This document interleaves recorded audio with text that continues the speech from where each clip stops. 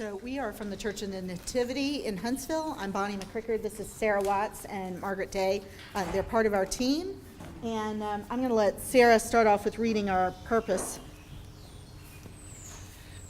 So our shared purpose was to gauge the sustainability of relationships with organizations that Nativity currently supports, mainly through money, and to develop a process by which to ensure these relationships are in keeping with the larger vision and mission of this parish. So the whole idea was to do this through one-to-one conversations with Nativity contacts to those organizations. So that was kind of the first step. Those are our one-to-one conversations. Wow. So, every parish has its own context and its own history.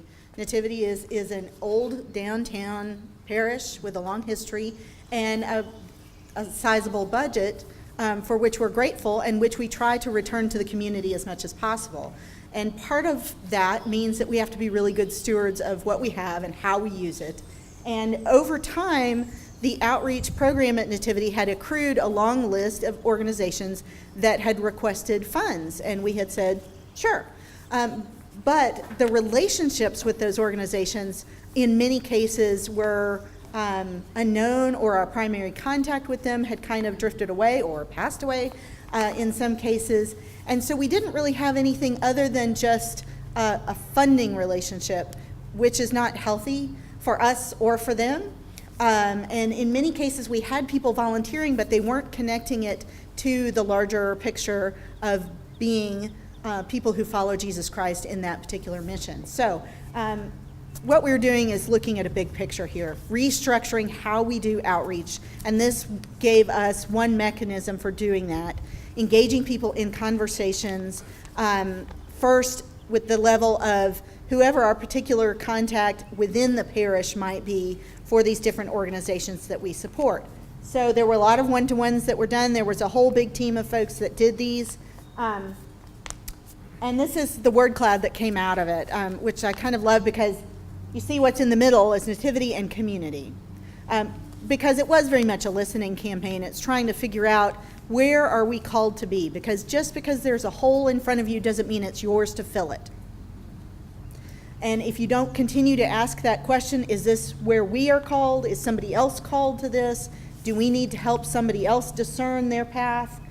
All those things kind of came into play in these conversations. So we ended up essentially doing asset mapping, where we were able to look at where do we have good, strong relationships, where do we need better ones, where do we need to evaluate, and how do we develop a process so that this is ongoing and it lives beyond me, and it lives beyond them, and it lives beyond the current people that are involved with outreach.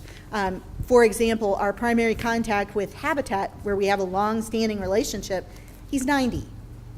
That's not particularly sustainable for him or for us, even though he shows up 3 days a week and works on those houses. He said, I can't continue to do this indefinitely. So that's something where we need to build back up our relationship, or at least reevaluate what does that need to look like. Our next steps will be to have these one-to-one conversations with the specific organizations themselves, and then to see where that leads us. As you all know from this process, it's a lot of listening and a lot of paying attention to where the Spirit is taking you. You guys have any thoughts about your experience with doing those one-to-ones or the feedback we got? Well, I'll just mention two of the fires we identified were the relationships we built with each other.